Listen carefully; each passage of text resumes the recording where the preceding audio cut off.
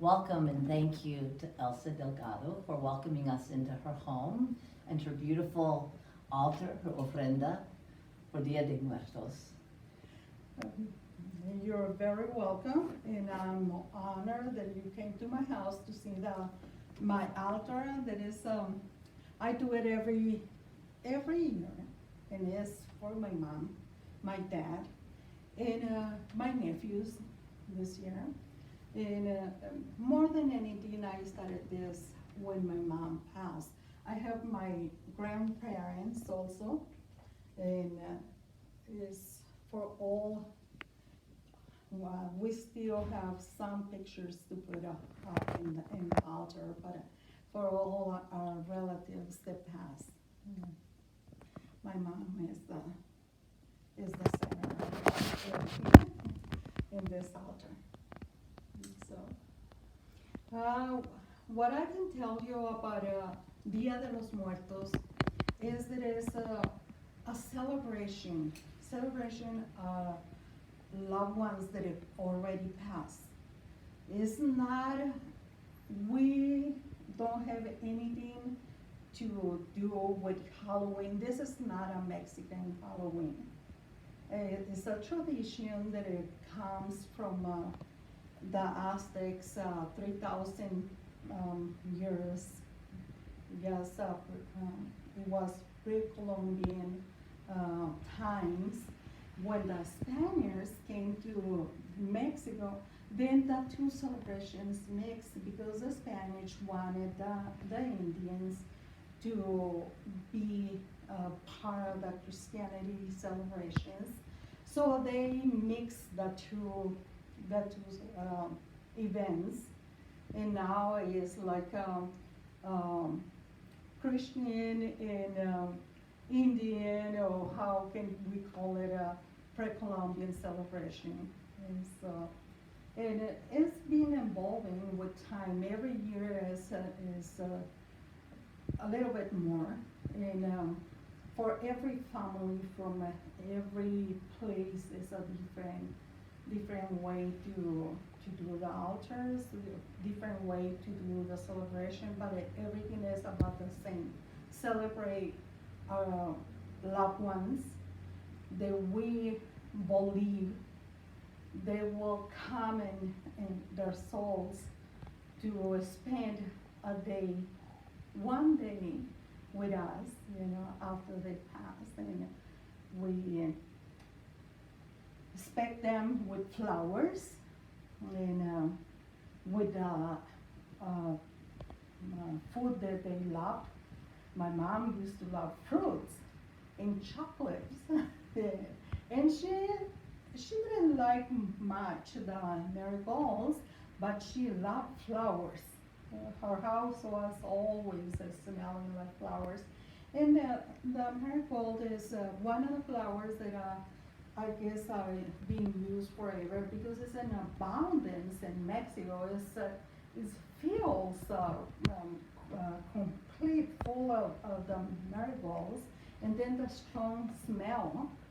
And so with that fragrance, we're supposed to bring the souls of our loved ones, the departed, to come back and celebrate with us. And everything is Mexican culture. Everything is about colors, about food, about music.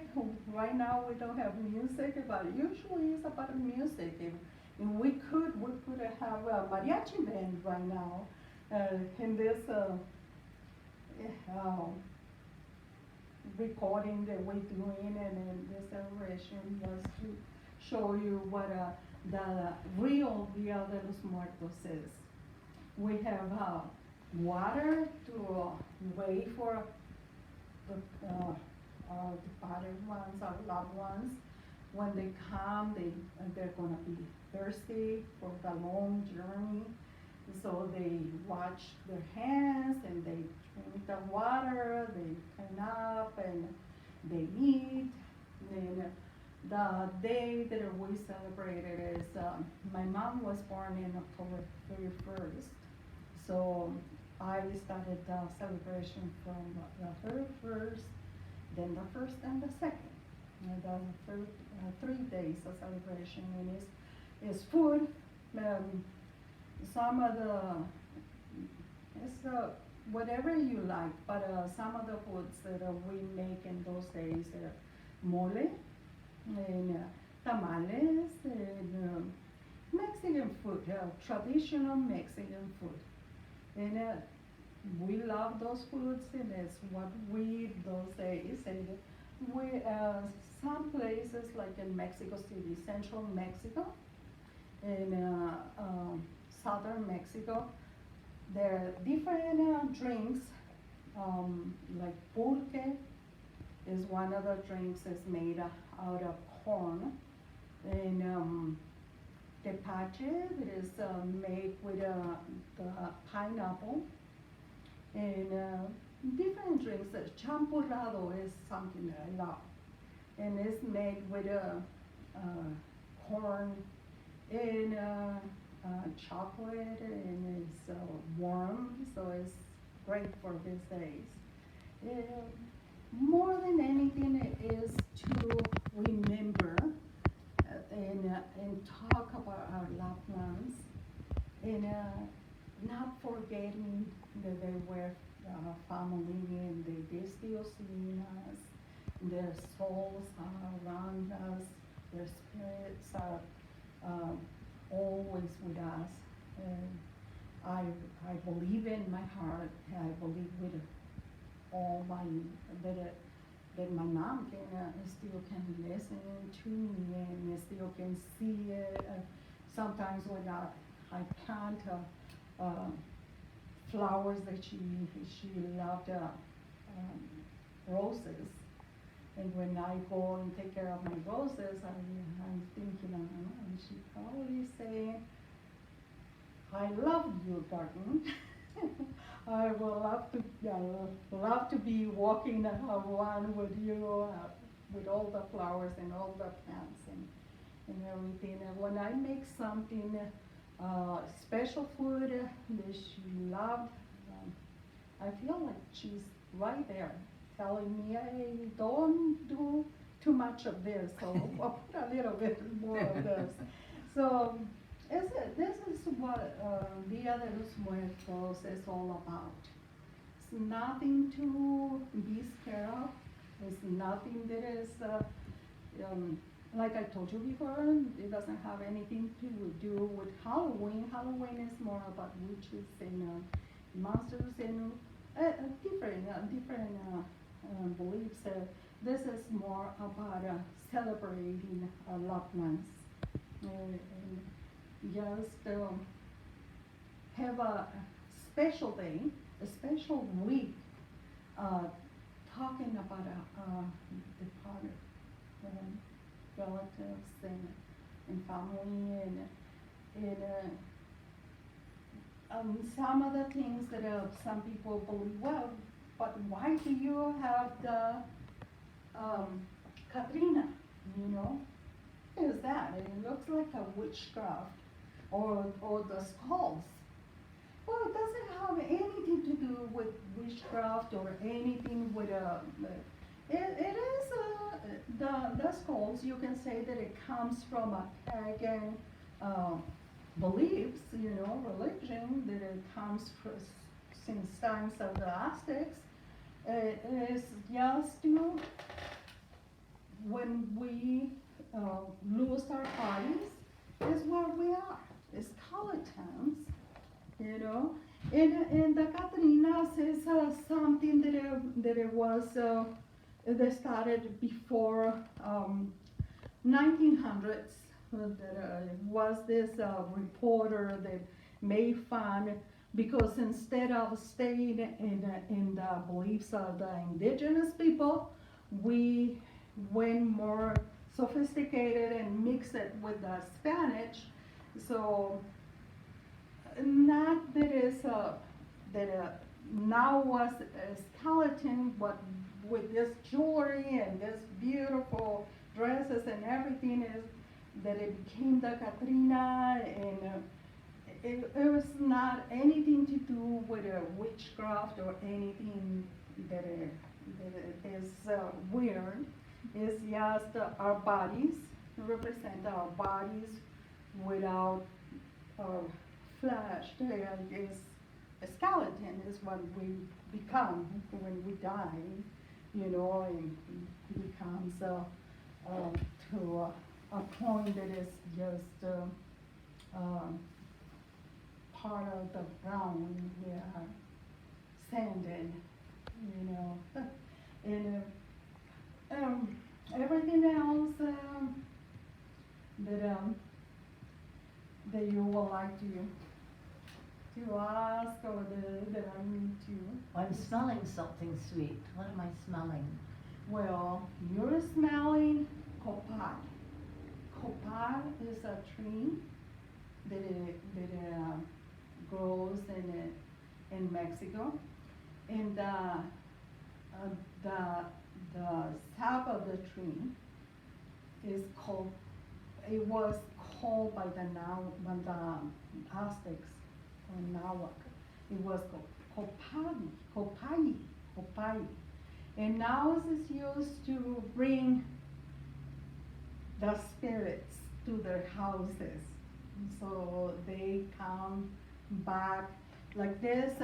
Petals, flower petals is also dyed to bring the spirits to their houses, the souls to the places where they gonna being welcome with their families again.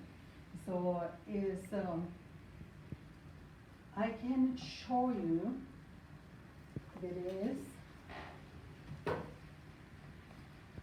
this. Maybe I can take a little piece. So this is the copal. And this is the copal. Mm. So it's almost like you're summoning them. Yes, You're welcoming them. You're invoking their presence. Calm yes, down. we're here. And actually the copal also works to clean the space for them. So no evil spirits are gonna be here. It's gonna be pure. The space is gonna be pure, and this is something that is gonna help. And so. And I see you also have sage, a smudge stick down here. Yes, I also before I start my altar, I do sage, and just to clean the place. But actually the copal is More the traditional. main and more traditional, yes. So it's almost like crystal. It looks like crystals, but it smells wonderful. It does. And You said something about it being one of the elements. So you have the copal as an element, the water. copal is one of the elements. And a lot of people go the tradition element by element. I not always do that. It's more like casual. But yes, the elements are the copal to clean the space of evil spirits. The water is purity for the souls to clean up when they get over here and before they leave. Also, the candles. The candles also bring light and bring everything is to bring the souls back to the houses of their relatives. And the smell of the flowers, everything is bringing our loved ones back that day. It's all about that. And the food also, well, everything is, and the food, a lot of people are thinking, well, we know that a soul, a spirit is not going to come and eat, And well, yes, everything is symbolic. Everything is a symbol. Every religion, every other since the beginning of time of history, everything is symbolic. How do we know which one is the perfect one? Everything Christians, what else? I can believe that I'm forgetting the name for That's all right, Buddhist, that's all right, we're you here know, for this. but any one of them is about symbols and about loving, about remembering, and about honor the people that we loved and they passed. Yes, and yes, water, copal, the flowers, the Candles. the candles, The yes. food. And also, I don't know if you noticed, but Did, papel papel picado picado. is one of the elements, and this one is like the elements of the four elements is wind, water, fire, and this is also wind. Right. And you know, with the movement of the papel picado, also attracts they know how to come as a movement with the wind. So each one of them, and the altar, the main part of the altar is about everything is about, and actually, a Lady of Guadalupe is supposed to be in this place because it's Christianity, you know, it is Catholic tradition, and then is the main person that the altar was done for, my grandparents also, and then pictures of another relatives, and then is about the Catrina and the ofrendas, and then is the Arab that is like the last one, and this is really traditional also, is this you can come and kneel and pray for the dead ones, and pray for, yes. Also, one of the elements is the cross, is a white cross, and some of them that I'm missing. Usually is also like a beautiful rock of sand, made of sand, that I don't have it. I don't make it. I'm supposed to make it. I don't. But You created this early for me, and I really appreciate it, well, for us. And I'm wondering, when you actually have your celebration, what does that look like? You have family come? In COVID, the last 2 years I haven't done anything for COVID. But when it's a regular time with it's a big celebration, family and friends, and a lot of food, music, and sometimes we do, it's like not a song, but we call it alabados. That is like a pray, but A chant? a chant, Alabados? alabados, and it's for the same reason. It's like a prayer, chanting a prayer. Yes, and everyone that is, every picture that you see here, we want them to participate. We talk about them, and they're the main the main character, the main person in the room. They're the focus They're the of the party. point. The stories are told The about them. The stories You about laugh at them. Yes. You remember funny stories. Yes, funny stories or Heartwarming. yes, yes. It's about them, and yes, it doesn't become something sad. It's not about sadness. It's about celebrate their lives. My mother, she lived until 100 years of age, and she was 100, and she was cleaning all the time. And sometimes I said, "Oh, Mom, I already cleaned that." Do you think it's dirty? No. And she was cooking and you know, we have so much and so many memories about my mom because 100 years A lot of stories. They count a lot of stories about the lady. Yes, my dad he passed many years ago, so it's not as much as my mom. My grandparents, I didn't meet my grandparents. My mom was the youngest of 12 children. So when by the time that my mom got married, they were already gone. They also lived until 90s. Yeah, so it's always my nephews. Memories about them also. You bring them back into your life again. Yes.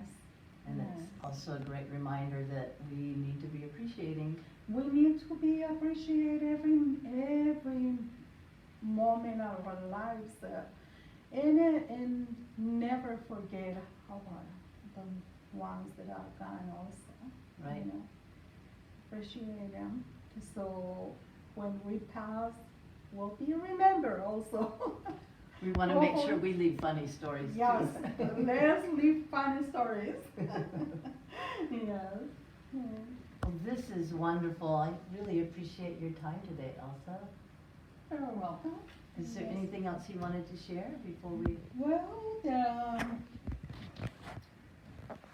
I don't know if I just kept on talking about it and you haven't asked anything. I didn't need to. I guess it's beautiful. Well, I guess this is all I can remember right now. So. Well, thank you so much for sharing this with us. This is very generous. You're of very you. welcome. Yes. So I really appreciate it. Anytime, every year we have this, and hopefully in a few months or next year, or hopefully soon we'll have the same celebrations that we used to have. That's right. Before That's right. before COVID. That's right. Yes, yes, yes. Thank you, Elsa. You're very welcome.